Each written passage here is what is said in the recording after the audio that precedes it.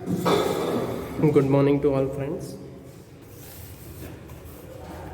એચ.એસ. પટેલ હાઈસ્કૂલમાંથી આંકડાશાસ્ત્ર વિષયનો શિક્ષક નીલકંઠ જે બારોટ, ધોરણ 11 કોમર્સ, એચ.એસ. પટેલના ધોરણ 11 કોમર્સના વિદ્યાર્થીઓનું હું હાર્દિક સ્વાગત કરું છું. મિત્રો, જૂની બુક ક્લાસ વર્કની આપણી પૂર્ણ થઈ ગઈ છે, એટલે આ નવી બુક લીધેલ છે. મિત્રો, લાસ્ટ ટાઈમ આપણે સેશન નંબર 17માં આપણે સ્થાનીય સરેરાશના માપો પૈકી સેશન નંબર 15થી લઈને 17માં મધ્યસ્થના અલગ અલગ પ્રકારના દાખલા અને થિયરી જોઈ. મિત્રો, સ્થાનીય સરેરાશના ટોટલ 4 માપો: 1 મધ્યસ્થ, નંબર 2 ચતુર્થકો, નંબર 3 દશાંશકો અને નંબર 4 શતાંશકો. તો મિત્રો, એ પૈકી સ્થાનીય સરેરાશના માપો પૈકી સેશન નંબર 15, 16 અને 17માં આપણે મધ્યસ્થના અલગ અલગ પ્રકારના ઘણા બધા દાખલા જોયા. મિત્રો, હવે આપણે સ્થાનીય સરેરાશના માપો પૈકી ચતુર્થક, નંબર 2 3 દશાંશક અને 4 શતાંશકોના એક સામટા દાખલા જોઈશું. મિત્રો, કારણ કે પરીક્ષામાં પણ તમને જે 5 માર્કના કે 2 માર્કના કે 3 માર્કના પ્રશ્નોમાં જે પણ દાખલા પૂછાશે વિભાગ સી, ડી, ઈ અને એફમાં, એટલે કે 2 માર્કના, 3 માર્કના, 4 માર્કના અને 5 માર્કના જે પણ દાખલા ચેપ્ટરમાંથી પૂછાશે, એ બધા દાખલામાં ચતુર્થકો, દશાંશકો અને શતાંશકોની એક કિંમત આપણને શોધવાની કીધેલ હશે. અને કદાચ એવું પણ બને કે મધ્યસ્થની કિંમત પણ શોધવાની આપણને કહી શકે. તો મિત્રો, સ્ટાર્ટ કરીએ છીએ. સ્થાનીય સરેરાશના માપો સેશન નંબર 18 આપણે ભણવા જઈ રહ્યા છે. અને સ્થાનીય સરેરાશના માપો પૈકી પહેલાં આપણે ચતુર્થકની વ્યાખ્યા અને એના સૂત્રો જોઈશું. તો ચતુર્થકો, જેને આપણે ઇંગ્લિશમાં કહીએ છીએ ક્વાર્ટાઇલ્સ, ઇંગ્લિશમાં પ્રોનન્સિએશન એનું થાય છે ક્વાર્ટાઇલ્સ. એની વ્યાખ્યા છે મિત્રો: આપેલી માહિતીના અવલોકનોને ચડતા કે ઉતરતા ક્રમમાં ગોઠવ્યા બાદ. તો મિત્રો, અગત્યનો મુદ્દો અહીંયા એ છે કે આપેલી અવલોકનની જે પણ કંઈક માહિતી હોય, સૌથી પહેલાં એને ચડતા કે ઉતરતા ક્રમમાં ગોઠવવાના છે. અહીંયા ભલે ઉતરતા ક્રમમાં ગોઠવી એવું લખેલું છે, પણ આપણે હંમેશા એને ચડતા ક્રમમાં જ ગોઠવવાના છે. પછી માહિતીના 4 સરખા ભાગ કરતા મળતા અવલોકનોની કિંમતોને ચતુર્થકો કહે છે. મિત્રો, આ મુદ્દો આપણી માટે બહુ જ અગત્યનો છે. હું એને પેનથી અંડરલાઈન કરું છું. માહિતીના 4 સરખા ભાગ કરતા, કારણ કે ચતુર્થકોમાં અવલોકનોની કિંમત 100% હોય. એ 100%ના 4 અલગ અલગ ભાગ પાડીએ તો પહેલો જે ભાગ છે એ 25%નો બને, બીજો જે ભાગ છે એ 50%નો બને, ત્રીજો જે ભાગ છે એ 75%નો બને અને ચોથો જે ભાગ છે એ 100%નો બને. એટલે આમ જોવા જઈએ તો 4 સરખા ભાગ કરવા માટે, ધારો કે એક એક્ઝામ્પલ લઈએ આપણે. મિત્રો, 4 સરખા ભાગ કેવી રીતે સમજીએ? સમજો કે એક કાગળનો ટુકડો આપણે લીધો છે. એ કાગળનો ટુકડો આપણે અહીંયા લઈએ છીએ. પ્રેક્ટિકલ શું? હું અહીંયા મિત્રો એક કાગળનો ટુકડો લઉં છું. અહીંથી જોઈએ આપણે પ્રેક્ટિકલ સ્વરૂપે. તમને ખબર જ છે, આ વસ્તુ તમને સમજાવવાની જરૂર નથી, પણ છતાંય એકવાર તમને પ્રેક્ટિકલ એક્ઝામ્પલ આપું. હા મિત્રો, આ કાગળના 4 સરખા ભાગ કરવા હોય તો મેં પહેલાં શું કર્યું? 2 ભાગ કર્યા. સમજો, હા, હું કેટલી વખત ફાડું છું આને, આ પેજને. મેં આ પેજને 1 વખત ફાડ્યું. જોઈ રહ્યા છો તમે પ્રક્રિયા? ઓકે. પછી એ 50%, આ 50% પેજ થઈ ગયું અને આ 50% પેજ થઈ ગયું, બરાબર? હવે આ જે 50% પેજ છે એના સરખા 2 ભાગ પાડીશ.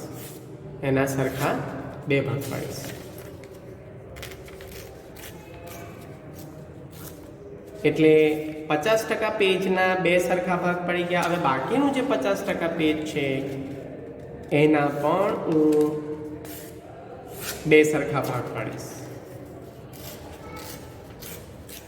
તો મિત્રો આ થઈ ગયા 4 સરખા ભાગ. આને આપણે કહીશું Q1. 25% અવલોકનો.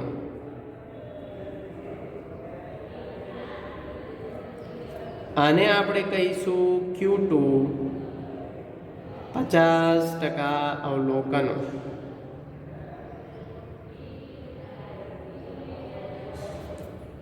આને આપણે કહીશું Q3 અને આને આપણે કહીશું Q4. પણ મિત્રો યાદ રાખજો કે ચતુર્થકોમાં હંમેશા 3 જ કિંમત આપણને મળે, Q1, Q2 અને Q3. આને આપણે કહીશું 75% અવલોકનો. આમાં સમાસ થાય 75% એટલે 1, 2 ને 3. આ 3 75% અને Q3 એટલે 100% અવલોકનો. તો મિત્રો આ એક પ્રેક્ટિકલ ઉદાહરણ છે. જો તમે ધ્યાન રાખો, અમે 4 સરખા ભાગ પડ્યા, પણ આ 4 સરખા ભાગ કરવા માટે મારે આ પેજને કેટલી વખત ફાળવું પડ્યું? 3 વખત. મારે આ પેજના પહેલાં 2 મેં શું કર્યા? 100%માંથી 50-50%ના 2 ટુકડા કર્યા, એટલે 1 વખત પેજને ફાળવું પડ્યું. પછી 50% પેજના 2 ભાગ કરવા માટે બીજી વખત ફાળ્યું, અને બાકીનું 50% જે પેજ છે એના સરખા ભાગ કરવા માટે ત્રીજી વખત મેં ફાળ્યું. કહેવાનો તાત્પર્ય એ છે મિત્રો કે કોઈ પણ વસ્તુના 4 સરખા ટુકડા કરવા માટે એને 3 વખત કટિંગ કરવું પડતું હોય છે. ધારો કે એક પ્રેક્ટિકલ એક્ઝામ્પલ આપણે બીજું એક સરસ લઈએ. સમજો કે હું તમને એટલું જ કહું કે તમારી પાસે એક નાની ચોકલેટ છે અથવા એક ડેરી મિલ્ક છે. એ ડેરી મિલ્કના તમારે 2 સરખા ભાગ કરવાના છે, તમારા માટે, તમારા પોતાના માટે, અને તમારા ઘરે તમારા ભાઈ અથવા બહેન માટે, જે પણ કંઈક હોય. પણ તમારે એક સરખા ભાગ કરવાના છે, એક સરખા 2 ભાગ કરવાના છે. તો એ ડેરી મિલ્કને તમે કેટલી વખત કટ કરશો? સ્વાભાવિકપણે એક જ વખત કટ કરશો તમે વચ્ચેથી. એટલે કહેવાનો તાત્પર્ય એવો કે કોઈ પણ વસ્તુના સરખા ભાગ કરવા માટે એમાંથી એક કિંમત એની ઓછી થઈ જાય. ધારો કે 4 સરખા ભાગ કરવાના હોય તો 3 વખત એને કટિંગ કરવા પડે. બરાબર છે? કોઈ પણ દોરીના 10 સરખા ટુકડા કરવાના હોય તો 9 વખત એને કટિંગ કરવું પડે. કોઈ પણ દોરીના 100 સરખા ટુકડા કરવા હોય તો 99 વખત એનું કટિંગ કરવું પડે. એટલે છેલ્લો જે ટુકડો છે એ ઓટોમેટિક 100મો ટુકડો બની જાય છે. તમે ડેરી મિલ્ક, આખી જે ડેરી મિલ્ક કેડબરી હોય છે એના એક સરખા 2 ટુકડા કરો તો કેવી રીતે થાય? તમે વચ્ચેથી એને કટ કરો છો. એટલે પહેલું કટ અને બીજું કટ, એ 2 કટ અલગ અલગ થાય છે. શાના વડે? તમે એક વખત કાપ્યું એના વડે. એટલે પ્રેક્ટિકલી સમજાવવાનો તાત્પર્ય એટલો જ છે વિદ્યાર્થી મિત્રો કે કોઈ પણ દશાંશક હોય તો 10 સરખા ભાગ કરવા માટે 9 વખત કટિંગ કરવું પડે, એટલે 9 કિંમતો મળે. શતાંશક હોય 100 સરખા ભાગ કરવા માટે એને 99 વખત કટિંગ કરવું પડે, એટલે 99 કિંમતો મળે. અને ચતુર્થક હોય 4 સરખા ભાગ કરવા માટે એને 3 વખત કટિંગ કરવું પડે, એટલે 3 કિંમતો મળે. તો અને આપણે સાઈડ પર મૂકીએ.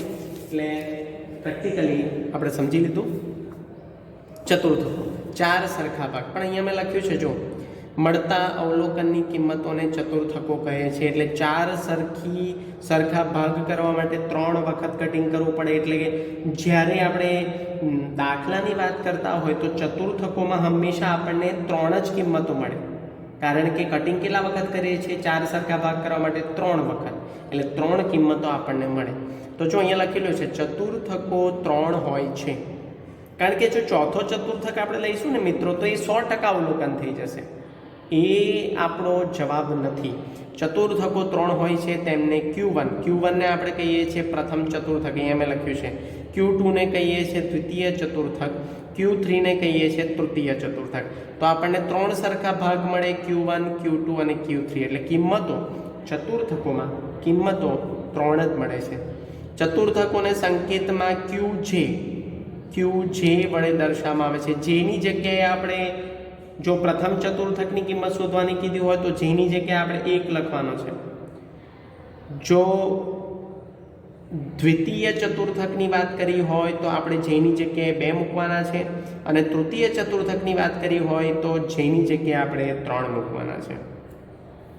તો મિત્રો ચતુર્થકોને સંકેતમાં ક્યુ જે વડે દર્શાવાય છે. જેની જગ્યાએ 1, 2 અથવા 3, ત્રણમાંથી કોઈ પણ કિંમત તમે દાખલામાં પૂછી હોય એ પ્રમાણે મૂકી શકો છો. આગળ જોઈએ, અહીંયા મેં એક ડાયાગ્રામ દોરેલો છે, એક રેખા દોરેલી છે. રેખાના 4 સરખા ભાગ કર્યા છે. પહેલો ભાગ 0 થી લઈને અહીં સુધી, તો અહીંયા દર્શાવેલું છે આ Q1 મળે. અહીંયા આપણને આ પોઈન્ટ પર આપણને Q1 ની કિંમત મળે, જેને આપણે કહીએ છીએ પ્રથમ ચતુર્થક. અને પ્રથમ ચતુર્થક દેટ મીન્સ 25% અવલોકનો, અહીંથી લઈને અહીં સુધી, એટલે 25% અવલોકનો Q1 ની અંદર સમાવેશ થયેલા છે. પછી Q2 એટલે દ્વિતીય ચતુર્થક. તો દ્વિતીય ચતુર્થક અહીંયા દર્શાવેલું છે 0 થી લઈને અહીં સુધી, એટલે એમાં Q1 નો પણ સમાવેશ થઈ જાય, એટલે 50%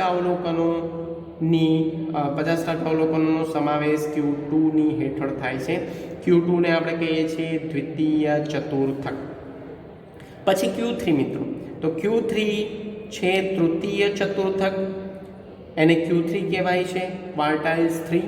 અને 0 થી લઈને ઉપરની લાઈન બ્લેક કલરની 75% અવલોકનોનો સમાવેશ Q3 માં થઈ જાય છે, Q1 થી લઈને Q3 સુધી. અને Q3 ની જે છેવટની કિંમત મળે છે આપણને ક્યાં મળે છે, તો આ પોઈન્ટ પર મળે છે. Q2 ની છેવટની કિંમત આ પોઈન્ટ પર મળે છે, અને Q1 ની કિંમત આ પોઈન્ટ પર મળે છે. તો મિત્રો આ ડાયાગ્રામ હતો Q1, Q2 અને Q3. આ 4 સરખા ભાગ થયા, પહેલો ભાગ, બીજો ભાગ, ત્રીજો ભાગ ને ચોથો ભાગ. પણ આ 4 સરખા ભાગ કરવા માટે આ રેખાને કેટલી વખત કટ ઓફ કરવી પડે, તો 1, 2 ને 3 વખત કટ ઓફ કરો એટલે 4 ભાગ એક સરખા થાય. દેટ મીન્સ 3 કિંમતો આપણને અહીંયા મળે છે. અહીંયા મેં એક્ઝામ્પલ હમણાં તમને કરીને બતાવ્યું. એક કાગળ 4 સરખા ટુકડા કેટલી વખત કાપવું પડે, તો 3 વખત. મિત્રો નોંધ બહુ અગત્યની છે, પણ અહીંયા નોંધ મેં બધા જ પ્રકારની લખી દીધી છે. ધારો કે નોંધ નંબર 7માં જોઈએ, કન્ટિન્યુઅસ ફોર્મેટમાં નોંધ નંબર 7 અને પેજ નંબર 49. તો નોંધ નંબર 7માં Q2 is equal to M, એટલે Q2 ની જે કિંમત આવે દ્વિતીય ચતુર્થક એ મધ્યસ્થ બને છે. દ્વિતીય ચતુર્થક બરાબર મધ્યસ્થની કિંમત બને છે. પછી P10 એટલે આપણે આગળ જોઈશું હમણાં કે P10 ને આપણે પર્સન્ટાઇલ, 10મો પર્સન્ટાઇલ એને કહેવાય. 10મા પર્સન્ટાઇલની જે કિંમત આવે એ D1 બને, કારણ કે 10મો પર્સન્ટાઇલ એટલે 10મો ભાગ, અને D1 એટલે ડેસિલ્સનો પહેલો ભાગ, એ બંને સરખું થાય. પછી P20 બરાબર D2 થાય. આ P અને D માં હમણાં તમને ખબર નહીં પડે, હું આગળ ભણાવીશ કે D ફોર ડેસિલ્સ એટલે દશાંશકનું સાંકેતિક ભાષા છે, અને P એ શતાંશકની સાંકેતિક પરિભાષા છે. P30 is equal to D3 થાય, P40 is equal to D4 થાય. મિત્રો આ P40 is equal to D4 થાય એનો મતલબ એવો કે P40 ની જે કિંમત આવે એ જ સેમ દાખલો હોય તો D4 ની કિંમત પણ એ જ આવે જે P40 ની આવે, એક જ પ્રકારના દાખલામાં. P50 ની કિંમત, મિત્રો આ બહુ અગત્યનું છે, કારણ કે આ જે પોઈન્ટ હમણાં જે હું કરાવવા જઈ રહ્યો છું, આ પોઈન્ટ પરીક્ષામાં વિભાગ એમાં અથવા વિભાગ બીમાં પૂછાય છે કે P50 is equal to Q2 is equal to M is equal to D5, એટલે કે 50મો શતાંશકની જે કિંમત આવે એ જ દ્વિતીય ચતુર્થકની આવે, એ જ મધ્યસ્થની આવે, અને એ જ 5મા દશાંશકની આવે. P60 is equal to D6, P70 ની જે કિંમત આવે એ જ D7 ની કિંમત આવે, P75 ની જે કિંમત આવે એ Q3 ની આવે, એટલે કે 75મો શતાંશકની જે કિંમત હોય એ જ તૃતીય ચતુર્થકની કિંમત બને છે. 25મા શતાંશકની જે કિંમત હોય એ જ પ્રથમ ચતુર્થકની કિંમત બને છે, એટલે કે P25 is equal two Q1. P80 is equal to D8, P90 is equal to D9, એટલે કે 90મા શતાંશકની જે કિંમત આવે એ જ 9મા દશાંશકની કિંમત બને છે. અહીંયા હું લખું છું તમારી સમજણ માટે 90 શતાંશકની કિંમત બરાબર 9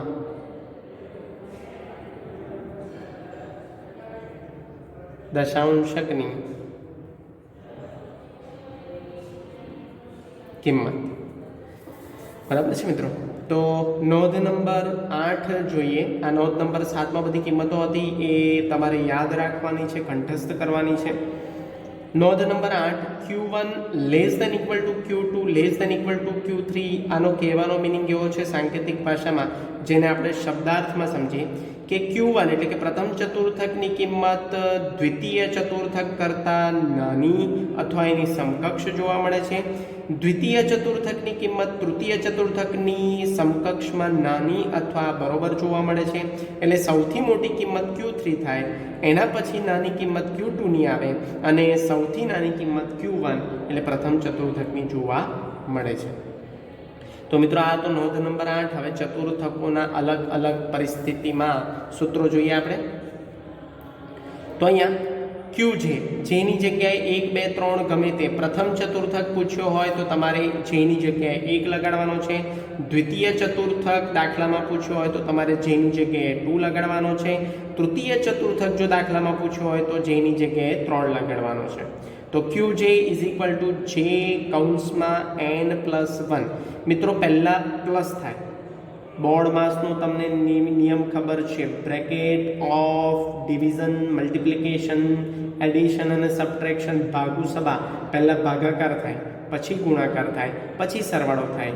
સર તમે એવું કીધું કે પહેલાં ગુણાકાર થવા જોઈએ ભાગુ સભાના નિયમ પ્રમાણે, તો જે જોડે આ બંનેના ગુણાકાર નહીં કરવાના. ના મિત્રો, એવી ભૂલ ક્યારેય ના કરતા. કારણ કે સૌથી પહેલાં બ્રેકેટ સોલ્વ થાય, એટલે હું ભાગુ સભા નથી બોલતો, બોર્ડ માસ બોલું છું. અહીંયા હું એ નિયમ લખું છું બોર્ડ માસનો.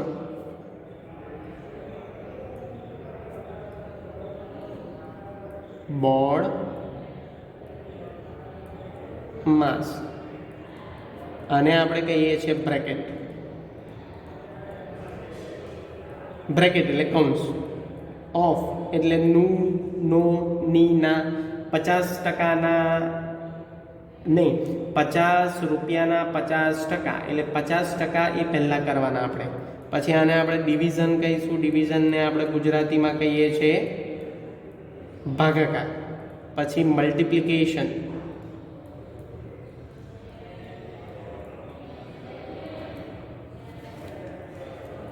મલ્ટિપ્લિકેશન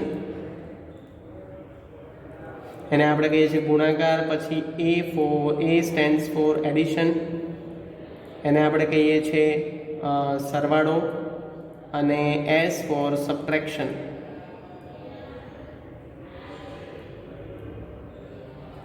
સબટ્રેક્શનને આપણે કહીએ છીએ બાદબાકી. તો બોર્ડ માસનો નિયમ યાદ રાખવાનો, પહેલાં બ્રેકેટ સોલ્વ થાય. તો અહીંયા જો મિત્રો બ્રેકેટ છે, આ કૌંસ છે, એને પહેલાં સોલ્વ કરવાનો. તો n+1. n અહીંયા શું થાય છે? n એટલે અવલોકનની સંખ્યા. આપણને કેટલા અવલોકનો આપ્યા હોય? 4 આપ્યા હોય તો 4, 5 આપ્યા હોય તો 5, જેટલા અવલોકનો આપ્યા હોય અવલોકનની સંખ્યા અહીંયા લખવાની છે, કારણ કે આ અવર્ગીકૃત માહિતી માટે છે. તો યાદ રાખજો. અને આ નિયમ તો તમારે છેક સુધી યાદ રાખવાનો છે, બોર્ડ માસનો નિયમ, કારણ કે ગણિતનો સિદ્ધાંત છે બોર્ડ માસના નિયમ મુજબ જ ચાલવું. તો મિત્રો Qj is equal two j કૌંસમાં n+1 પહેલાં કરવાના છે, પછી ગુણાકાર કરવાના છે. ધ્યાન રાખજો, ભાગ્યા 4. ભાગ્યા 4 કેમ કરીએ છીએ? કારણ કે આપણે અત્યારે ચતુર્થકો ભણી રહ્યા છે, અને ચતુર્થકો એટલે એક સરખા 4 ભાગ, એટલે છેદમાં આપણે 4 લઈએ છીએ. બરાબર. માં અવલોકનની કિંમત. અહીંયા ધ્યાન રાખજો મિત્રો, આ સૂચના લખી છે કે સૌપ્રથમ અવલોકનને ચડતા ક્રમમાં ગોઠવવા અને ત્યાર પછી આ સૂત્ર લખવાનું છે આપણે. પછી બી વર્ગીકૃત માહિતી. સૂત્રો આપણા ચાલુ છે મિત્રો. વર્ગીકૃત માહિતીમાં અસતત આવૃત્તિ વિતરણમાં કેવા પ્રકારનું સૂત્ર? તો મિત્રો અવર્ગીકૃત માહિતી અને વર્ગીકૃત માહિતીમાં અસતત આવૃત્તિ વિતરણમાં સૂત્રમાં કોઈ તફાવત નથી. જોઈ લો, Qj is equal two j કૌંસમાં n+1/4 માં અવલોકનની કિંમત, પણ અહીંયા ફર્ક શું છે એનના લોજિકમાં? અવર્ગીકૃત માહિતીમાં એનને આપણે કહીએ છીએ અવલોકનની સંખ્યા, જ્યારે વર્ગીકૃત માહિતીમાં અસતત આવૃત્તિ વિતરણમાં એનને આપણે કહીએ છીએ સિગ્મા એફ, કુલ આવૃત્તિ અથવા આવૃત્તિઓનો સરવાળો. અહીંયા પણ જે બરાબર 1, જે બરાબર 2 ને જે બરાબર 3 પ્રથમ ચતુર્થક માટે હોય તો 1 લખવાનો જેની જગ્યાએ, દ્વિતીય ચતુર્થક માટે હોય તો 2 લખવાના, તૃતીય ચતુર્થક માટે હોય તો 3 લખવાના, અને એન બરાબર સિગ્મા એફ. આગળ જોઈએ મિત્રો, સતત આવૃત્તિ વિતરણ માટે 2 સ્ટેપમાં આપણો દાખલો પૂરો થશે. અહીંયા એક જ સ્ટેપમાં દાખલો પૂરો થશે અવર્ગીકૃત માહિતી અને વર્ગીકૃત માહિતીમાં, જ્યારે સતત આવૃત્તિ વિતરણમાં 2 સ્ટેપમાં દાખલો પૂરો થશે. મિત્રો વર્ગીકૃત માહિતી હોય કે અવર્ગીકૃત માહિતી હોય, ચતુર્થકો, દશાંશકો અને શતાંશકો ત્રણે ત્રણ કિંમતો શોધવા માટે માહિતીના અવલોકનને સૌપ્રથમ ચડતા ક્રમમાં તો ગોઠવવાના જ છે તમારે. ન ગોઠવેલા હોય તો તમે દાખલાની શરૂઆત જવાબથી કરી શકો, પણ જો ચડતા ક્રમમાં ના હોય, ઓડ ઇવન ફોર્મમાં હોય, બરાબર, તો એ સતત આવૃત્તિ વિતરણ હોય કે અસતત આવૃત્તિ વિતરણ હોય કે અવર્ગીકૃત માહિતી હોય, પણ સૌ પ્રથમ આપણે દરેક અવલોકનોની કિંમતને ચડતા ક્રમમાં ગોઠવવાની છે, પછી જ આ બધા સ્ટેપ ફોલો કરવાના છે. તો યાદ રાખજો, ભૂલાય નહીં. સતત આવૃત્તિ વિતરણ માટેનું સૂત્ર સ્ટેપ નંબર 1નું છે QJ વર્ગ. પહેલાં આપણે શું શોધવાનો છે? QJ વર્ગ. અને એનું સૂત્ર થોડું બદલાય છે, જે કૌંસમાં n/4 મૂળ અવલોકન, એટલે પહેલાં કૌંસ સોલ્વ કરવાનો, n/4 પહેલાં કરવાનો, અને તમે અહીંયા ગુણાકાર કરો તો બી સરખો જ જવાબ આવશે. j × n/4 કરશો કાં તો n/4 કરીને પછી ગુણ્યા જે કરશો તો પણ જવાબ તો સરખો જ આવવાનો છે.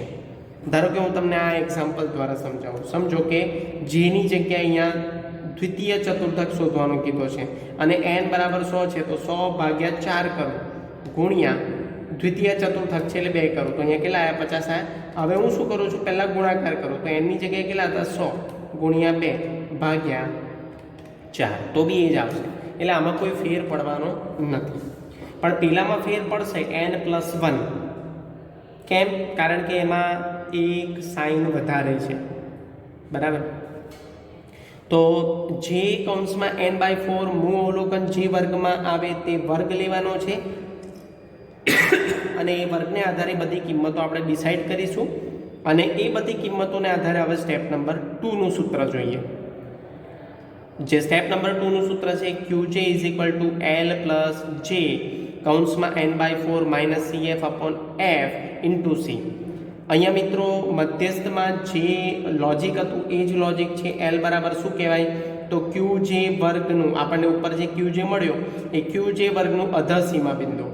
મિત્રો અહીંયા પણ જો મધ્યસ્થમાં આપણે આ વસ્તુ જોયેલી કે L અધસીમા બિંદુમાં આપણે જો અનિવારક વર્ગ સિલેક્ટ થાય, QJ વર્ગમાં અનિવારક વર્ગ આવે તો આપણે એને નિવારકમાં ફેરવવાનો છે, જે આપણે પ્રક્રિયા મધ્યસ્થમાં જોઈ ગયેલા છે.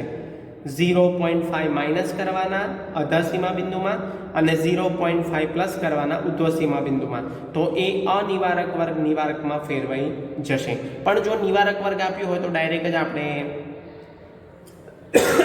LL ની કિંમત લેવાની છે. પછી છે CF, QJ વર્ગની અગાઉના વર્ગની સંચય આવૃત્તિ, જે આપણે મધ્યસ્થમાં શીખેલા છે. F ફ્રીક્વન્સી, જે અહીંયા છે ભાગ્યમાં QJ વર્ગની આવૃત્તિ. C QJ વર્ગની વર્ગ લંબાઈ. અહીંયા મિત્રો અસમાન વર્ગ લંબાઈ હોય કે સમાન વર્ગ લંબાઈ વાળો દાખલો હોય, ગમે તે હોય સતત આવૃત્તિ વિતરણમાં, છતાં પણ કોઈ પણ સંજોગોમાં આપણે C લેવાના જ છે. ધ્યાન રાખજો, અહીંયા આપણે મધ્યક નથી ભણતા. મધ્યકમાં મેં તમને એવું કીધેલું x12માં, કાં તો સમાંતર મધ્યકમાં અથવા સરેરાશમાં મેં એવી સૂચના આપેલી કે અસમાન વર્ગ લંબાઈ વાળો દાખલો આપેલો હોય અને ટૂંકી રીતે દાખલો ગણતા હોય તો સૂત્રમાં ગુણ્યા C કરવાનું નથી. પણ અહીંયા કોઈ પણ સંજોગો હોય, સમાન વર્ગ લંબાઈ વાળો દાખલો હોય કે અસમાન વર્ગ લંબાઈ વાળો દાખલો હોય, ગુણ્યા C કરવાના જ છે.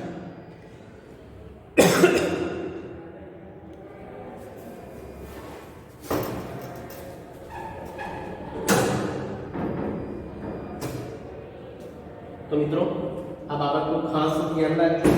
સૂચના સ્વરૂપે મધ્યસ્થના બાબત મેં તમને દર્શાવેલી છે, ભૂલતા નહીં. તો મિત્રો આ બાબતને તમે ભૂલતા નહીં. જે બાબતની આપણે મધ્યસ્થમાં વાત કરેલી છે, મધ્યકનું લોજિક અલગ છે અને અહીંયા સ્થાનીય સરેરાશના માપોનું લોજિક થોડું અલગ છે. તો મિત્રો આગળ વધીએ. હવે આપણે બધા જ સૂત્રો, બધી જ વ્યાખ્યા એટલે કે સ્થાનીય સરેરાશના માપોમાં ચતુર થયું. હવે સ્થાનીય સરેરાશનું ત્રીજું માપ દશાંશક, એનું વ્યાખ્યા, એના સૂત્રો જોઈએ. કારણ કે મિત્રો મેં તમને અગાઉ કીધું એમ દાખલામાં તમને ચતુર્થક, દશાંશક, શતાંશકની એક સામટી જ કિંમતો પૂછી લેશે. અલગ અલગ દાખલા એની માટે નહીં આપે. એક જ દાખલામાં તમને 4 કિંમતો સ્થાનીય સરેરાશની પૂછેલી હશે. મધ્યસ્થ હોય, કોઈ પણ ચતુર્થકની કોઈ પણ એક કિંમત પૂછેલી હોય, દશાંશકની કોઈ પણ એક કિંમત પૂછેલી હોય અને શતાંશકની કોઈ પણ એક કિંમત પૂછેલી હશે. તો મિત્રો કન્ફ્યુઝ ના થતા. એટલે આપણે સ્થાનીય સરેરાશના માપો પૈકી ત્રીજું માપ દશાંશક જોવા જઈ રહ્યા છે, જેને આપણે ઇંગ્લિશમાં કહીએ છીએ ડેસિલ્સ. એનું પ્રોનન્સિએશન થાય છે ડેસિલ્સ અને એને સાંકેતિકમાં ડીજે વડે દર્શાવે છે. એને સંકેતમાં આપણે ડીજે વડે દર્શાવીએ છીએ. તો મિત્રો એની વ્યાખ્યા જોઈએ. આપેલી માહિતીના અવલોકને ચડતા કે ઉતરતા ક્રમમાં ગોઠવ્યા બાદ. મિત્રો એક વસ્તુ યાદ રાખજો, સ્થાનીય સરેરાશના માપોમાં મધ્યસ્થ હોય, ચતુર્થક હોય, દશાંશક હોય કે શતાંશક હોય, આ ચારે ચાર માપો એવા છે કે સૌથી પહેલાં આંખો મીચીને તમારે માહિતીના અવલોકનોને ચડતા ક્રમમાં ગોઠવી દેવાના છે. ઉતરતા ક્રમમાં નહીં, પણ ચડતા ક્રમમાં ગોઠવવાના છે. કારણ કે ચડતા ક્રમમાં ગોઠવ્યા પછી જ દાખલાની શરૂઆત થશે. એટલે દરેક જગ્યાએ વ્યાખ્યામાં એક મુદ્દો કોમન આવશે. માહિતીના અવલોકનોને સૌપ્રથમ ચડતા કે ઉતરતા ક્રમમાં ગોઠવતા, જે આપણે ચતુર્થકમાં પણ જોયું અને મધ્યસ્થમાં પણ જોયું. જો ચડતા કે ઉતરતા ક્રમમાં ગોઠવ્યા બાદ માહિતીના 10 સરખા ભાગ કરતા મળતા અવલોકનોની કિંમતને દશાંશકો કહે છે. મિત્રો આ મુદ્દો આપણી માટે અગત્યનો છે. અહીંયા કેટલા સરખા ભાગ કીધા? માહિતીના 10 સરખા ભાગ. એટલે દશાંશકો છે, ડેસિલ્સ છે, એટલે 10 સરખા ભાગ. પણ મિત્રો હમણાં જ મેં તમને સમજાવ્યું કે એક ચોકલેટના, એક કેડબરી, મોટી કેડબરી હોય, એના 10 સરખા ટુકડા કરવા હોય તો એને કેટલી વખત તોડવું પડે? ચોકલેટને કેટલી વખત કટ કરવું પડે? 9 વખત. સીધી વસ્તુ છે. કોઈ પણ એક કાગળના 10 સરખા ભાગ કરવા હોય તો એને કેટલી વખત કાપવું પડે? 9 વખત. 10મો ભાગ ઓટોમેટિક થઈ જાય છે. જેમ આપણે જોયું ને કે એક સરખા 2 ભાગ કરવા માટે 1 વખત કટિંગ કરવું પડે, એક સરખા 3 સરખા ભાગ કરવા માટે 2 વખત કટિંગ કરવું પડે, એક સરખા 4 ભાગ કરવા માટે 3 વખત કટિંગ કરવું પડે, 5 હોય તો 4 વખત. એટલે એક માઇનસ કરતું જવું પડે. એટલે મિત્રો અહીંયા એટલા માટે જ કીધું છે કે દશાંશકો હંમેશા 9 હોય છે અને તેમને D1, પ્રથમ દશાંશકને D1 કહેવાય છે, બીજા દશાંશકને D2 કહેવાય છે, ત્રીજા દશાંશકને D3 કહેવાય છે, ચોથા દશાંશકને D4 કહેવાય છે, પાંચમા દશાંશકને D5 કહેવાય છે, છઠ્ઠા દશાંશકને D6 કહેવાય છે, સાતમા દશાંશકને D7 કહેવાય છે, આઠમા દશાંશકને D8 કહેવાય છે અને નવમા દશાંશકને D9 વડે દર્શાવાય છે. તેને સંકેતમાં DJ વડે દર્શાવાય છે. અહીંયા કન્ટિન્યુઅસ ફોર્મેટમાં નોંધ નંબર 9 જોઈએ. D1 less than equal to D2 less than equal to D3 less than equal to D4 less than equal to D5 less than equal to D6 less than equal to D7 less than equal to D8 less than equal to D9. એનો મતલબ એવો થાય છે કે સૌથી મોટી કિંમત D9 હશે, એના પછી નાની કિંમત D8ની હશે, એના પછીની નાની કિંમત D7ની હશે, એના પછીની નાની કિંમત D6, એના પછીની નાની કિંમત D5, એના પછીની નાની કિંમત D4, એના પછીની નાની કિંમત D3, એના પછીની નાની કિંમત D2 અને સૌથી નાની કિંમત D1 હશે. બરાબર? તો મિત્રો આ તો દશાંશક અને અહીંયા મેં એનો ડાયાગ્રામ દોર્યો છે, રેખા પર દર્શાવ્યું છે D1 થી લઈને D9.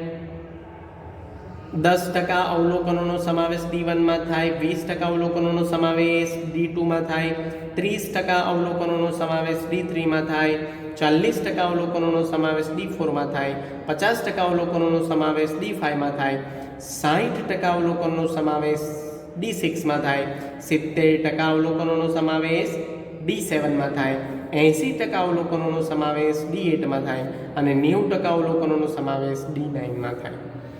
તો આ હતું દશાંશક અને દશાંશકોના હવે આપણે સૂત્રો જોઈએ.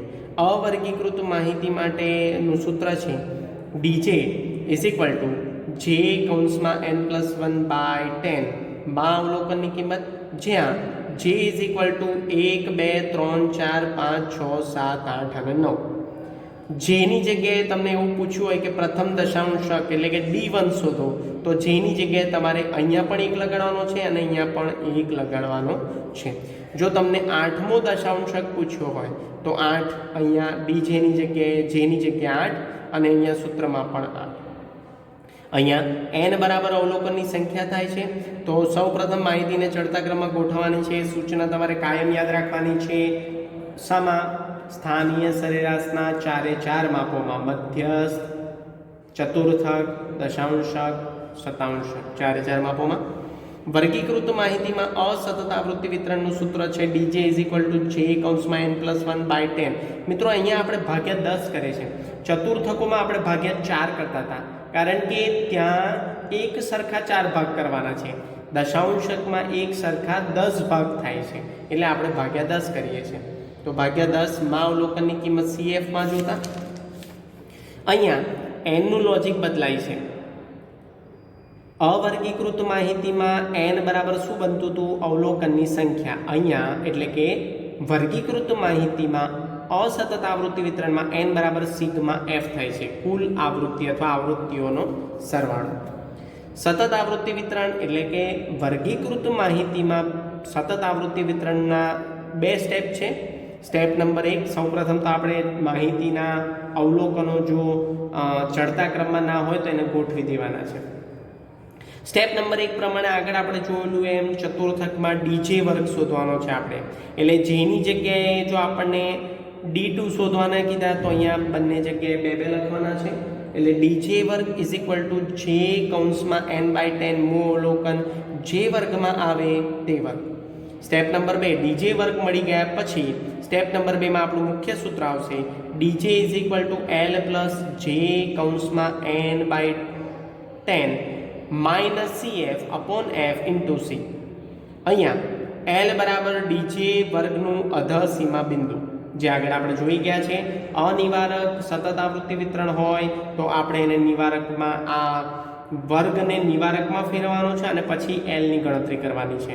અને જો નિવારક હોય એટલે કે દરેક વર્ગો વચ્ચે એકનો ગેપિંગ પિરિયડ ન હોય, કન્ટિન્યુઅસ ફોર્મેટમાં હોય, તો આપણે એ ડાયરેક્ટ L લઈ લેવાનો છે વર્ગને આધારે. CF બરાબર, આ સૂત્રમાં CF નો મતલબ થાય છે DJ વર્ગના અગાઉની વર્ગની સંચય આવૃત્તિ, એટલે એની ઉપરનો વર્ગ લેવાનો છે. જે વર્ગ નક્કી થયો એના ઉપરના વર્ગની સંચય આવૃત્તિ લેવાની છે, જે આપણે મધ્યસ્થમાં પ્રેક્ટિકલ સ્વરૂપે જોયેલું છે, અહીંયા પણ જોઈશું. C બરાબર DJ વર્ગની વર્ગ લંબાઈ, F બરાબર DJ વર્ગની આવૃત્તિ. મિત્રો નંબર 4 માં જોઈશું શતાંશકો, એટલે કે સ્થાનીય સરેરાશના માપો પૈકીનું છેલ્લું માપ શતાંશક, જે ચોથા નંબરનું છે, જેને આપણે ઇંગ્લિશમાં કહીએ છીએ પર્સન્ટાઇલ્સ. મિત્રો પર્સન્ટાઇલ્સ એટલે કે PR નથી થતો અહીંયા, એનો મતલબ તમે જે કહો છો એનો પ્રતિશત ક્રમાંક થાય છે, પણ પર્સન્ટાઇલ એટલે શતાંશકો મતલબ થાય છે એનો.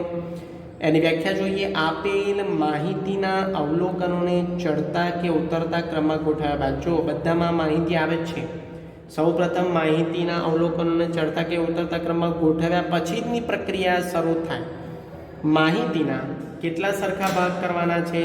100 સરખા ભાગ. હું અહીંયા અંડરલાઈન કરું છું, 100 સરખા ભાગ.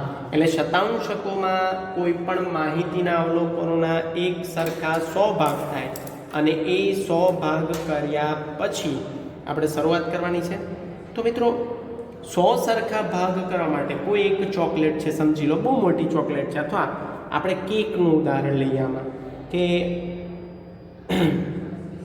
આપણી ઘરે આપણા સાથે 100 ગેસ્ટ છે, આપણી બર્થડે સેલિબ્રેટ કરવા માટે આવ્યા છે અને આપણે 2 લીટરની કેક ઓર્ડર કરી છે, બહુ જ મોટી. હવે એના એક સરખા 100 ભાગ કરવાના, તો તમે શું કરશો? એક સરખા 100 ભાગ કરવા માટે કેટલી વખત કટિંગ કરશો કેકને? 99 વખત. સિમ્પલ. કોઈ પણ કાગળના 100 સરખા ટુકડા કરવા હોય તો આપણે એને કેટલી વખત કટિંગ કરીશું? 99 વખત. 100મો ભાગ ઓટોમેટિક બની જશે એક સરખો, બરાબર? તો અહીંયા શતાંશકો 99 હોય છે હંમેશા, P1 થી લઈને P99. અહીંયા હું બોલતો નથી P1, P2, P3. P1 એટલે પ્રથમ શતાંશક, P2 એટલે બીજો શતાંશક, P3 એટલે ત્રીજો શતાંશક, P98 અહીંયા ડેશ ડેશ છે એટલે મતલબ એવો થાય છે P4, P5, P6 એવું છેક સુધી ચાલે. ક્યાં સુધી? P99 સુધી. એટલે અહીંયા 99 કિંમતો આપણને મળે છે. શતાંશકોને સંકેતમાં આપણે PJ વડે દર્શાવીએ છીએ.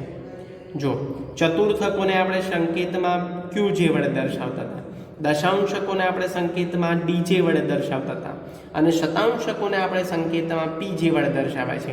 જેની જગ્યાએ આપણને જે પણ શતાંશક કીધું હોય, ધારો કે તમને એવું કીધું કે 60મો શતાંશક શોધો, તો જેની જગ્યાએ તમારે 60 લઈ લેવાના, સૂત્રમાં પણ અને પ્રશ્નમાં પણ. નોંધ નંબર 10 જોઈએ મિત્રો.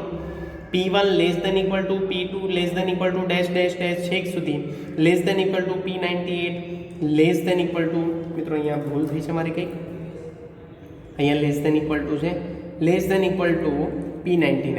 એનો મતલબ એવો થાય છે કે P99 ની કિંમત સૌથી મોટી હોય છે, એના પછી ઓછી કિંમત P98 ની હોય છે, એના પછીની ઓછી કિંમત P97 ની હોય છે, એના પછીની ઓછી કિંમત P96 ની હોય છે. એવી રીતે P2 ની કિંમત P3 કરતાં ઓછી હોય છે, P1 ની કિંમત P2 કરતાં ઓછી હોય છે, એટલે P1 ની કિંમત સૌથી નાની હોય છે. કારણ કે P1 નો મતલબ એવો થાય છે 1% અવલોકનો, P2 નો મતલબ થાય છે 2% અવલોકનોનો સમાવેશ P2 માં થઈ ગયો છે, P98 નો મતલબ એવો થાય છે 98% અવલોકનોનો સમાવેશ P98 માં થાય છે અને P99 નો મતલબ થાય છે 99% અવલોકનોનો સમાવેશ P99 માં થાય છે. મિત્રો હવે શતાંશકોના સૂત્રો જોઈશું અવર્ગીકૃત માહિતી માટે. અહીંયા આપણે જોઈ રહ્યા છીએ આને PJ વડે દર્શાવે છે. PJ is equal two J કૌંસમાં n+1. પહેલાં n+1 ને સોલ્વ કરવાના છે, પછી ગુણાકાર કરવાના છે બોર્ડ માસના નિયમ પ્રમાણે, જે હું અગાઉ સમજાવી ચૂક્યો છું. PJ is equal two J કૌંસમાં n+1 અપોન 100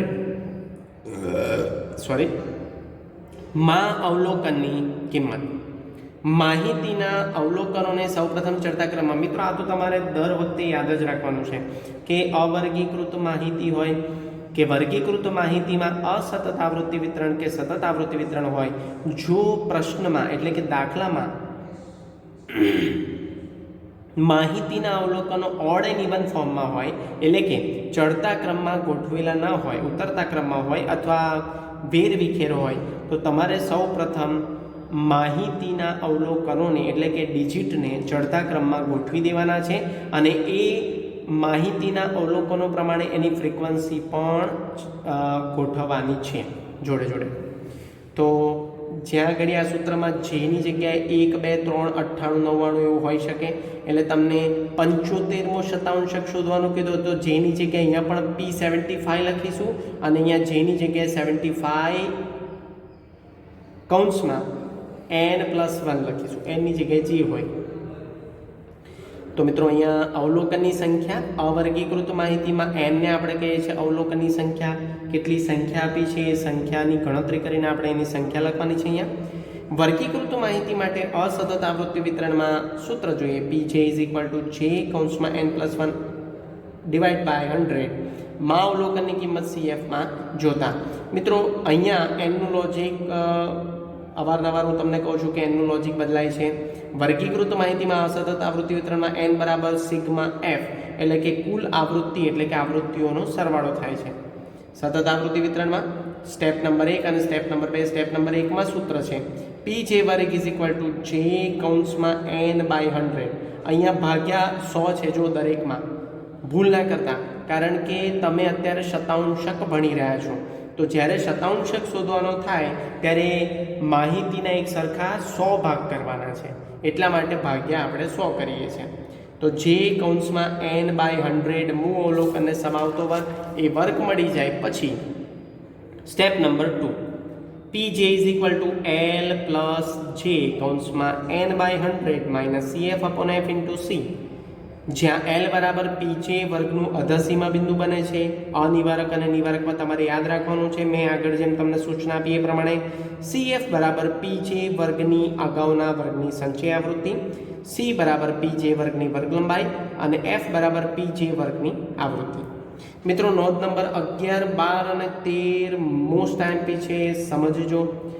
નોંધ નંબર 11 હું કહેવા જઈ રહ્યો છું. જો મધ્યસ્થ કોઈ ચતુર્થક, દશાંશક કે શતાંશક માટેનો વર્ગ આપેલ આવૃત્તિ વિતરણનો શરૂઆતનો પ્રથમ વર્ગ હોય તો તેમની ગણતરી CF બરાબર 0 લેવી અથવા લેવા. મિત્રો આવું કોઈક એક્ઝામ્પલ પ્રેક્ટિસ બુકમાં અથવા ટેક્સ્ટ બુકમાં હશે.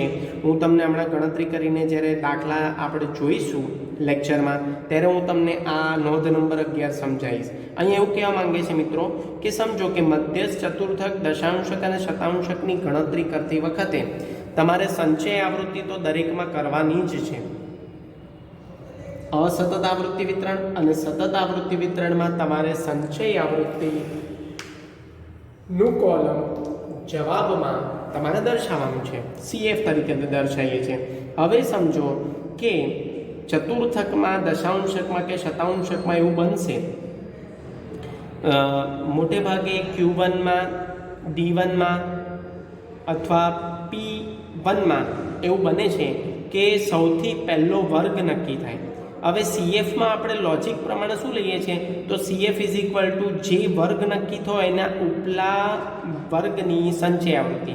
હવે જો પહેલો જ વર્ગ PJ વર્ગ અથવા QJ વર્ગ અથવા DJ વર્ગ તરીકે નક્કી થાય, એની ઉપર તો કોઈ વર્ગ જ ના હોય, તો એની સંચય આવૃત્તિ કઈ બને? બાય ડિફોલ્ટ 0, જે આપણે પ્રેક્ટિકલી સમજીશું, પણ આ યાદ રાખજો. નોંધ નંબર 12, ખુલ્લા છેડાવાળા આવૃત્તિ વિતરણ માટે સરેરાશનું યોગ્ય માપ મધ્યસ્થ છે. મિત્રો આ પરીક્ષામાં અવારનવાર પૂછાય છે આ બંને મુદ્દા, નોંધ નંબર 11, નોંધ નંબર 12 અને નોંધ નંબર 13. એટલે મોસ્ટ આઈએમપી શબ્દ વાપરો છો એની માટે કે તમને વિભાગ A અને B માં આ પૂછાઈ શકે. ખુલ્લા છેડાવાળા આવૃત્તિ વિતરણ એટલે આપણને ખબર છે થી વધુ થી ઓછું આપ્યું હોય પહેલાં અને છેક છેલ્લાથી વધુ આપ્યું હોય છેક છેલ્લા વર્ગમાં, તો એને આપણે ખુલ્લા છેડાવાળા વર્ગો કહીએ છીએ. અને એનમાં સરેરાશનું યોગ્ય માપ શોધો એવું તમને જો કીધું હોય તો એ મધ્યસ્થ છે. બરાબર. નોંધ નંબર 13 મોસ્ટ આઈએમપી, મધ્યસ્થ, ચતુર્થકો, દશાંશકો અને શતાંશકોની કિંમતો ઉગમ બિંદુ અને માપના પરિવર્તનથી બદલાય છે. એટલે કે જો આપણને એવું કીધું કે અવલોકનની દરેક કિંમતને, એટલે કે Q2 હોય, Q3 હોય, Q4 હોય, Q1, Q2 અને Q3 આ ત્રણ કિંમતો આપેલી હોય અને એમાં એવું કે સુધારો વધારો કરવા માટે દરેક કિંમતોને 2 વડે ભાગી 4 વડે ગુણતા નવી કિંમતો શોધો. તો અહીંયા ઉગમ બિંદુ અને માપના પરિવર્તનથી બદલાય છે, એટલે દરેક જૂની કિંમતને 2 વડે ભાગી 4 વડે ગુણી એની નવી કિંમતો મળે છે. એટલે કે સરવાળા, બાદબાકી, ગુણાકાર, ભાગાકાર થી નવી કિંમતોમાં ફેરફાર થાય છે, એવું કહેવાનું છે. મિત્રો હવે આપણે અવર્ગીકૃત માહિતીના એક્ઝામ્પલ જોઈશું. મિત્રો ધ્યાન રાખજો, મેં અગાઉ પણ તમને લેક્ચરમાં, આ જ લેક્ચરમાં શરૂઆતમાં પણ મેં તમને કીધેલું કે અહીંયા આપણે સ્થાનીય સરેરાશના 3 માપ એટલા માટે જોઈએ છે મધ્યસ્થ આપણે સ્થાનીય સરેરાશનું પહેલું માપ મધ્યસ્થ આપણે જોઈ લીધું, એના અલગ અલગ એક્ઝામ્પલ આપણે જોઈ લીધા.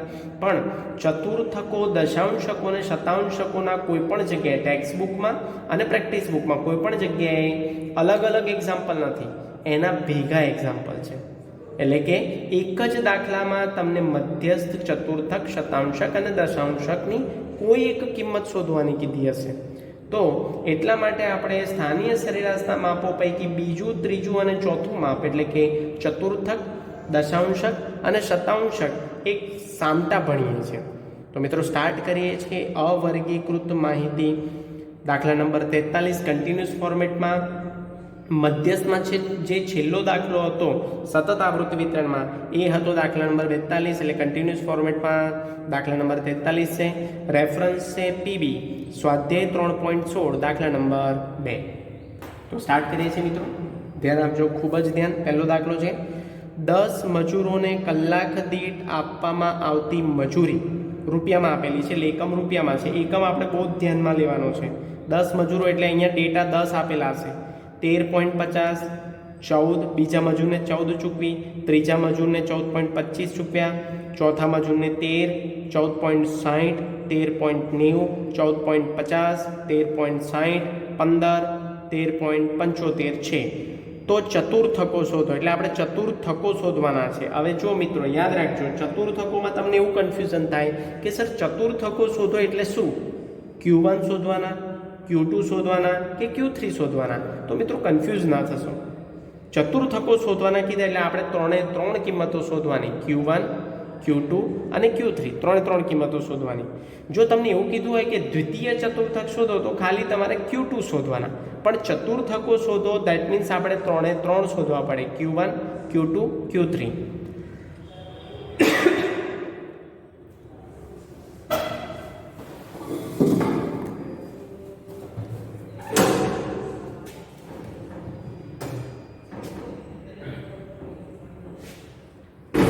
મિત્રો માફ કરજો જરા.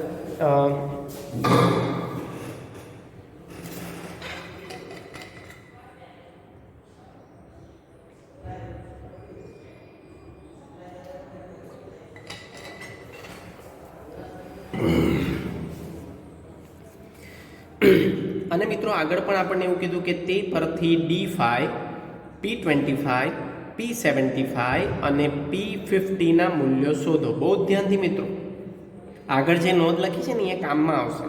તો આ બધી કિંમતો શોધવા માટે પહેલાં તો શું કરવું પડે? માહિતીના અવલોકનને ચડતા ક્રમમાં ગોઠવતા. તો અહીંયા લખું છું, હવે જવાબ આપણે શોધીએ છીએ.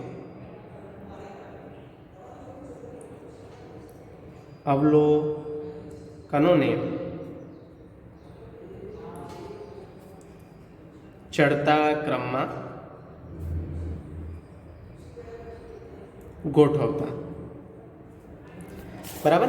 તો અવલોકનોને આપણે ચડતા ક્રમમાં ગોઠવીએ. ચડતા ક્રમમાં એટલે મિત્રો તમને ખબર હોવી જોઈએ કે સૌથી નાની કિંમત પહેલાં આવશે. તો મિત્રો અહીંયા જોઈ લો, બહુ કન્ફ્યુઝ ના થશો. પહેલાં ગણી લો, 10 કિંમત છે, 1, 2, 3, 4, 5, 6, 7, 8, 9 અને 10.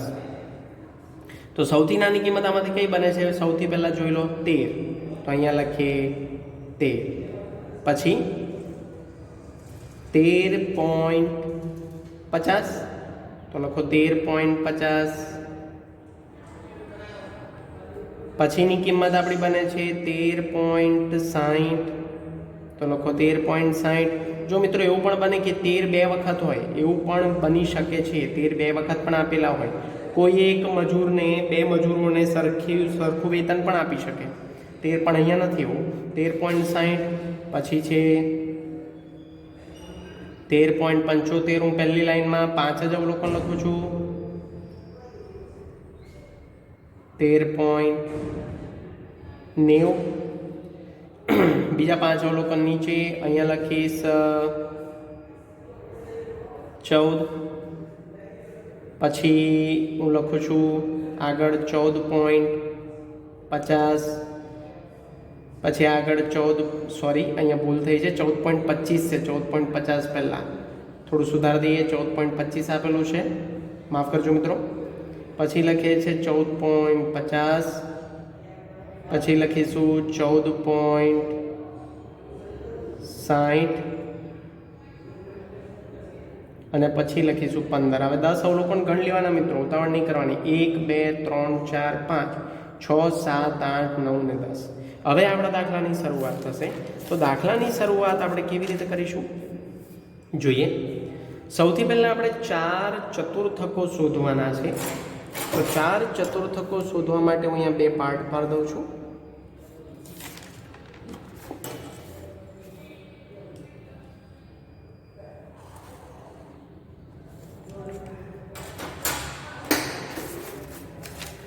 તો અહીંયા સૌથી પહેલાં આપણે ચતુર્થકો શોધવાના છે. તો અહીંયા આપણે ચતુર્થકોનું પહેલું ચતુર્થક લખીએ Q1, એટલે પ્રથમ ચતુર્થક આપણે એને કહીએ છીએ. તો અહીંયા આપણે લખીશું જેની જગ્યાએ આપણું સૂત્ર શું હતું, પહેલાં હું સૂત્ર લખું છું QJનું કોમન સૂત્ર. QJ is equal two J કૌંસમાં n+1 ભાગ્યા 4 કરવાના છે મિત્રો, મૂ અવલોકન. બરાબર. હવે આ કોમન આવશે. હવે અહીંયા આપણે 1 લખીએ જેની જગ્યાએ, તો શું આવશે, 1 કૌંસમાં n બરાબર કેટલા છે 10. અહીંયા આપણે લખી દઈએ n બરાબર 10 છે, કારણ કે 10 અવલોકનો આપ્યા છે આપણને. 10 + 1 ભાગ્યા 4 મૂ અવલોકન. 1 ગુણ્યા 11, 10 + 1 11 થાય ભાગ્યા 4 મૂ અવલોકન. 11 ભાગ્યા 4 મૂ અવલોકન. તો 11 ભાગ્યા 4 મિત્રો અહીંયા કેલ્ક્યુલેશન કરીએ. 11 ભાગ્યા 4 એટલે આવશે 2.75 મૂ અવલોકન. મિત્રો હવે આને કેવી રીતે સોલ્વ કરીશું એ સમજો. 2.75 મૂ અવલોકન કીધું છે, તો 2.75 મૂ અવલોકન આ રીતે આપણે લખવાનું છે. કારણ કે મેં તમને અગાઉ કીધેલું મધ્યસ્થમાં કે જ્યારે અવર્ગીકૃત માહિતીમાં જ્યારે આવો પ્રશ્ન આવે 2.50 આવે તો બે રીતે દાખલો ગણાય, પણ 2.75 2.25 આવે તો કેવી રીતે દાખલો ગણાશે. અહીંયા હું લખું છું બીજું અવલોકન પ્લસ 0.75 અલગ પાડ્યા.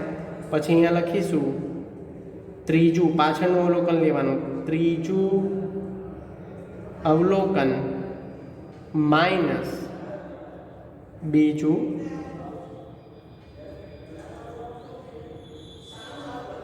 અવલોકન. હવે બીજું અવલોકન મિત્રો અહીંયા ચડતા ક્રમમાં ગોઠવ્યા છે એ ડેટાને જોવાના છે, 1 અને 2. તો બીજું અવલોકન કયું થયું, 13.50. બરાબર છે. બીજું અવલોકન તમારું 13.50 હોય. ત્રીજું અવલોકન જુઓ તમે, 0.75 પહેલાં લખી દો એવા ને એવા. પછી ત્રીજું અવલોકન તમારું કયું છે, તો 13.60. આ રહ્યું ત્રીજું અવલોકન 13.60. અને બીજું અવલોકન તમારું તમે લીધું જ છે 13.50. બહુ ધ્યાનથી 13.50 પહેલાં સરવાળો કરવાનો નથી, પહેલાં કૌંસ સોલ્વ કરવાનો. 0.75. હવે આ બંને વચ્ચેનો ડિફરન્સ કેટલો થાય, 0.10. હવે આ ગુણ્યા 0.10 કરો તો 7.5 આવશે. 0.75 ગુણ્યા 0.10 એટલે આ 0.075 પ્લસ 13.50. હવે આપણે સરવાળો કરી શકીએ, એટલે પ્લસ 13.50 કરીએ તો આપણને મળે 13.575 રૂપિયા. આપણે આને કહીશું Q1. એટલે પ્રથમ ચતુર્થકની કિંમત આપણને મળી 13.575 રૂપિયા. હવે આપણે અહીંયા મિત્રો ચતુર્થકોની બીજી કિંમત શોધીશું Q2. તો Q2 માટે હવે આ સૂત્રને આધારે હું લખું છું, જ્યાં જ્યાં જે છે ત્યાં 2 લખવાના, એટલે 2 ગુણ્યા કૌંસમાં n+1/4 ભાગ્યા 4 કેમ લેવાના છે, 4 સરખા ભાગ થાય એટલા માટે. મૂ અવલોકન. મિત્રો જોજો ધ્યાનથી 2 n બરાબર 10 છે પ્લસ 1 ભાગ્યા 4 મૂ અવલોકન તો 2 ગુણ્યા 11 થઈ ગયા હવે ભાગ્યા 4 મૂ અવલોકન એટલે અહીંયા આવશે 22 ભાગ્યા 4 મૂ અવલોકન તો અહીંયા કરીએ 22 ભાગ્યા 4 મૂ અવલોકન એટલે અહીંયા થશે 5.5 મૂ અવલોકન. હવે મિત્રો આ સિમ્પલી આ રીતે પણ કરી શકાય 5.5 કારણ કે મધ્યમાં આવે ને એટલે 5.5નો મતલબ થાય છે અહીંયા આપણે લખીએ પાંચમું હું શોર્ટમાં લખું છું પાંચમું અવલોકન પ્લસ છમું અવલોકન ભાગ્યા 2 આપણે જે અગાઉ શીખેલા એ પ્રમાણે. તો જો મિત્રો ચડતા ક્રમમાં જો 1 2 3 4 ને 5 પાંચમા અવલોકનની કિંમત કેટલી છે 13.90. પછી છઠ્ઠા અવલોકનની કિંમત કેટલી છે 14. તો એ બંનેનો સરવાળો એની સરેરાશ ભાગ્યા 2 તો 13.90 પ્લસ 14 એટલે આવશે 27.90 ભાગ્યા 2 અને 27.90 ભાગ્યા 2 એટલે 13.95.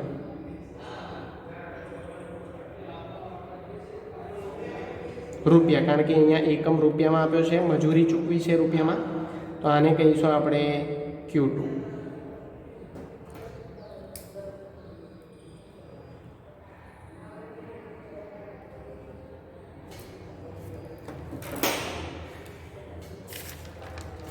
પછી આપણને આગળ ચતુર્થકોની કિંમતો શોધવાની કીધી છે એટલે આગળ શોધીશું આપણે Q3 ત્રીજી કિંમત અને એનું સૂત્ર સાથે 3 કૌંસમાં n+1 ભાગ્યા 4 મૂ અવલોકન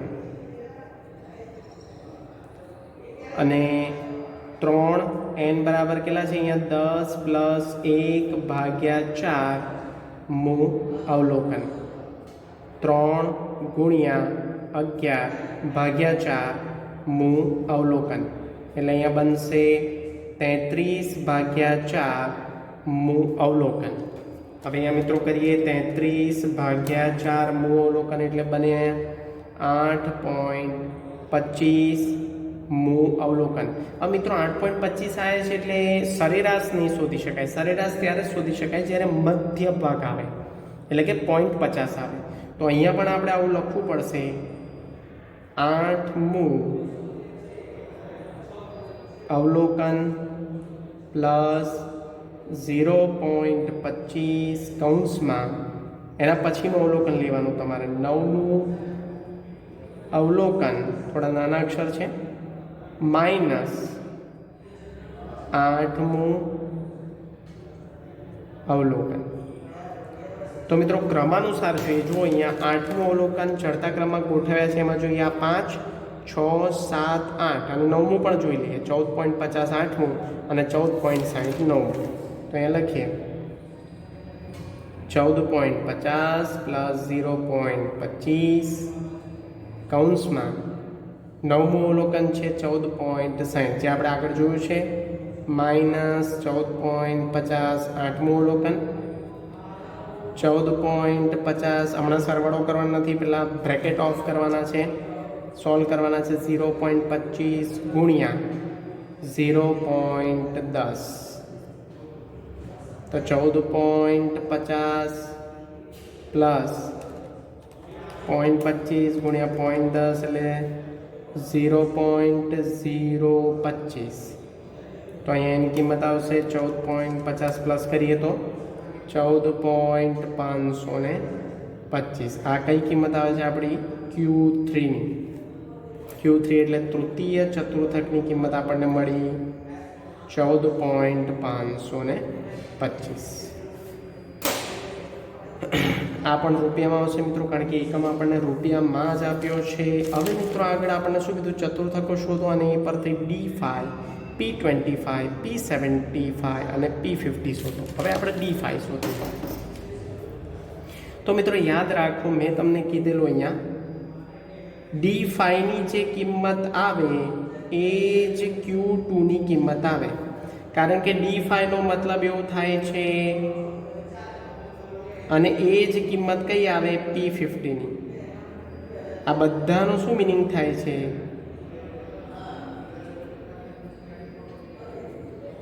અવલોકનોના 50%. તો આની કિંમત આપણે શોધવાની જરૂર નથી. ડી ફાઈની કિંમત શોધવા માટે તમારે શું કરવાનું? Q2ની કિંમત આવે એ ડી ફાઈની કિંમત આવે, તો Q2ની કિંમત કઈ આવી? 13.95. તો લખી દો 13.95 રૂપિયા. બરાબર છે. આ શોર્ટકટ મેથડ છે મિત્રો, ધ્યાન રાખજો. તમારે વારે ઘડી ગણતરી કરવાની કોઈ જ જરૂર નથી. તમે એવું લખી શકો છો કે નિયમ મુજબ D5 = Q2 = P50. એટલે અહીંયા હું P50 પણ લખું છું કે P50 = 13.95 રૂપિયા. એ જ કિંમત આવશે મિત્રો.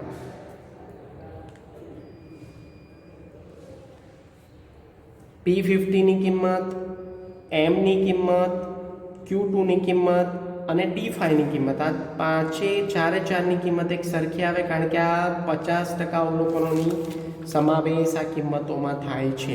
એટલે આપણે D5 અને P50ની કિંમત શોધી કાઢીએ. હવે P25, તો અહીંયા હું નિયમ લખું છું, P25 =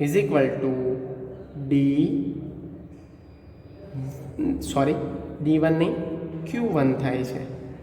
Q1 થાય એટલે P25 બરાબર Q1 થાય, એટલે Q1ની કિંમત તમે શોધી લેશે. જો Q1 બરાબર કેટલા? 13.575. મિત્રો જો આ તમને યાદ રહે ને તો તમારે દરેકની કિંમત વારે ઘડીએ શોધવી પડતી નથી. એટલે P25ની કિંમત Q1 થાય, એટલે Q1ની જે કિંમત આવે, તમે P25 શોધો કે Q1 શોધો, એક જ આન્સર બંનેનો આવે. તો બે વખત ગણતરી કરવાની પરીક્ષામાં પણ કોઈ જરૂર નથી. પણ નિયમ મુજબ એવું લખી દેવાનું કે નિયમ મુજબ P25 = Q1 થાય, કારણ કે 25% અવલોકનોનો સમાવેશ P25માં થાય અને Q1માં થાય. અને આગળ આપણને પૂછ્યું છે P75. તો અહીંયા લખીએ નિયમ મુજબ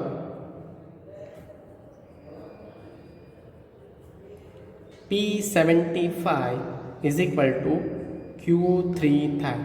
એનો મતલબ એવો કે 75% અવલોકનોનો સમાવેશ P75 એટલે કે 75% થાય, એ જ કિંમત Q3 એટલે તૃતીય ચતુર્થકની બને છે.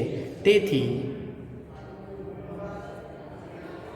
P75 Q3ની જે કિંમત આવે, Q3ની કિંમત અહીંયા આપણે શોધી જો 14.525 રૂપિયા. એકમ લગાડવાનું ના ભૂલાય, કારણ કે એનો અડધો માર્ક કટ ઓફ થતો હોય છે જો નહીં લગાડ્યો હોય તો. આપણે લગાડવાનો છે એકમ, પ્રશ્નમાં આપેલો હોય તો. ના આપેલો હોય તો પાછળ તમે ખાલી એકમ એવું લખી શકો છો. તો મિત્રો અહીંયા આપણે સેશન નંબર